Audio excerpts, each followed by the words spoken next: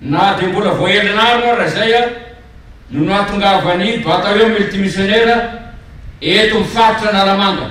Tsy mitandra sasara re anareo na andro na alina, tonga ny toerana metrahana anareo tsirairay avy amin'ny 4 ora maraina ary tsy misakafo anareo raha tsy ny 3 ora hariva noho ny fandaminana ny asa zay napetraky ny ministre fiaropirenena tamitsika dia ny anandro ny fatra Analamanga eo amin'ny resaka fiadina mikasika ny areti-mandoza coronavirus.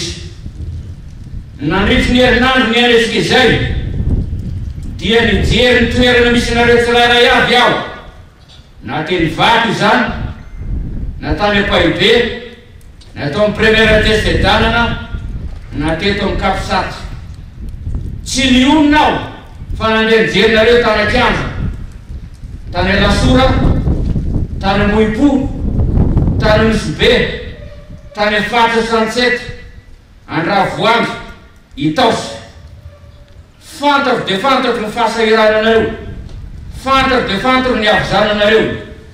Ka noho izany dia amin'ny andron'io aho dia mahatsiaro manana didy aminareo miaramila amin'ny bataillon multimissionnaire manokana aloha, satria vao tamin'ny herinandro lasa iny a no niaraka nitsidika mivondrona rehetra teto Antananarivo izaho sy ny mpiara-monina antonaniko ary ny avy eo amin'ny ministera fiaropirenena nanolotra izany.